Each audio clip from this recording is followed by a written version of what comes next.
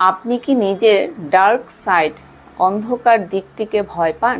মানে প্রত্যেকটি মানুষের ভেতরেই যেমন কিছু ভালো গুণ থাকে, ভালো সাইড থাকে, ঠিক সেরকমই খারাপ গুণ বা অন্ধকার সাইড, ডার্ক সাইডও থাকে। তার মধ্যে যেমন হচ্ছে ভয়, হতাশা, হিংসে, ফিয়ার, জেলাসি, হীনমন্যতা, ইনসিকিউরিটি, অসুরক্ষিত ভাবা, ক্রোধ।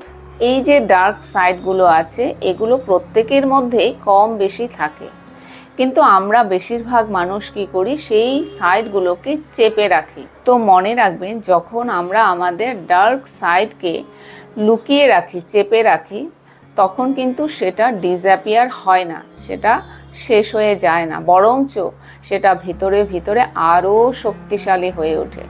তো এই ক্ষেত্রে সব থেকে ভালো কাজ করে হচ্ছে শ্যাডো ওয়ার্ক। শ্যাডো ওয়ার্ক মানে হচ্ছে আপনার ভেতরের যেই অন্ধকার দিকগুলো আছে সেগুলোকে আপনি দেখুন, বুঝুন, জানুন এবং তাকে ঠিক করার জন্য আপনি পদক্ষেপ নিন। নিজের ডার্ক সাইডকে, অন্ধকার দিকগুলোকে ঘৃণা না করে তাকে হিল করুন, তাকে বুঝুন, তাকে আন্ডারস্ট্যান্ড করুন, তাকে অ্যাকসেপ্ট করুন, গ্রহণ করুন যে হ্যাঁ, আপনার মধ্যে সেই ডার্ক সাইড আছে, সেটাকে অ্যাকসেপ্ট করুন। কারণ ট্রু হিলিং তখনই শুরু হয় অ্যাকসেপ্টেন্স থেকে।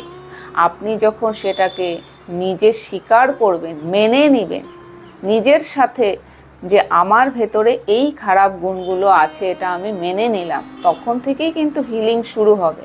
অবস্টেকেল আমরা নিজেরাই ক্রিয়েট করি, সেই জন্য ইনার ওয়ার্ক করে সেই অবস্টেকেল আমরা নিজেরাই হিল করতে পারি, দূর করতে পারি। তো বন্ধুরা, একবার করে দেখুন, কেমন রেজাল্ট পাচ্ছেন আপনারা এসে কমেন্টে অবশ্যই জানান।